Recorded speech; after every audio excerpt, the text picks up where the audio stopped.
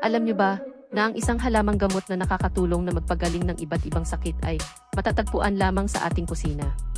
Panoorin ang video, baka ito na ang makakatulong sa'yo. Ang bawang ay isang halaman na ginagamit natin sa pagluluto. Ngunit alam niyo ba na ang bawang ay maraming benefits sa ating kalusugan? Sa loob ng maraming siglo, ang bawang ay ginagamit sa tradisyonal na gamot upang gamutin ang iba't ibang karamdaman.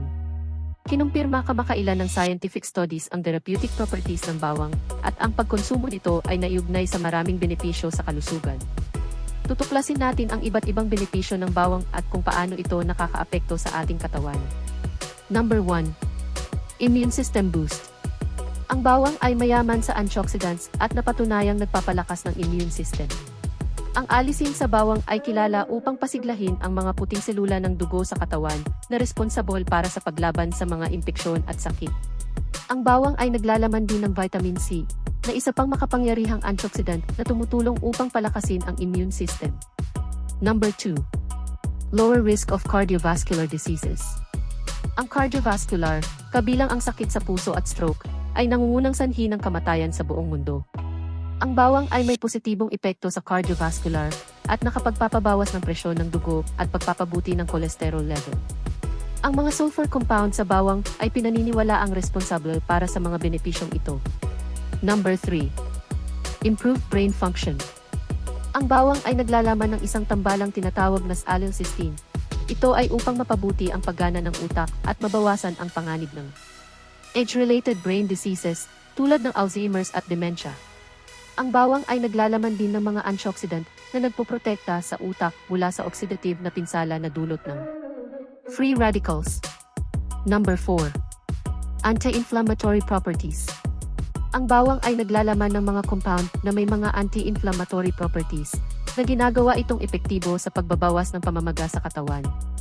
Ang pamamaga ay naugnay sa maraming kondisyon sa kalusugan, kabilang ang arthritis, sakit sa puso, at kanser. Number 5. Cancer prevention. Ang bawang ay naglalaman ng mga sulfur compound na napatunayang may mga katangian ng anti-cancer. Natuklasan sa pag-aaral na ang regular na pagkonsumo ng bawang ay naugnay sa mas mababang panganib ng ilang uri ng kanser, kabilang ang tiyan, colon, at breast cancer. Number 6. Improved digestion. Ang bawang ay nagpapabuti sa ating panunaw sa pamamagitan ng pagpapasigla sa produksyon ng mga digestive enzymes. Mayroon din itong mga prebiotic properties na nagtataguyod ng paglaki ng mga beneficial bacteria sa gut. Mahalaga ito para sa pagpapanatili ng mabuting kalusugan ng ating bituka. Number 7. Skin and hair health. Ang bawang ay nagpapakita ng mga benepisyo para sa kalusugan ng ating balat at buhok. Pinoprotektahan ng mga antioxidant properties ang balat mula sa pinsalang dulot ng mga free radicals, habang ang mga katangian ng antibacterial nito ay ginagawa itong epektibo sa paggamot sa asthma o skin disease. Ang bawang ay naglalaman din ng sulfur na mahalaga para sa malusog at paglago ng ating buhok. Number 8. Blood sugar control. Ang bawang ay nagpapakita ng positive impact sa ating blood sugar level na nagbibigay ng beneficial para sa mga taong may diabetes. Natuklasan sa mga pag-aaral na ang regular na pagkonsumo ng bawang ay makakatulong upang mabawasan ang blood sugar level at mapabuti ang insulin sensitivity. Number 9. Antifungal at antibacterial properties. Ang bawang ay may malakas na antifungal at antibacterial properties. Ginagawa itong epektibo sa paggamot sa mga impeksyon na dulot ng fungi at bakterya. Ang mga katangiang antibacterial nito ay napatunayang mabisa laban sa mga strain ng bakterya na lumalaban sa antibiotic. Ito ay isang useful alternative na antibiotic. Number 10. Detoxification.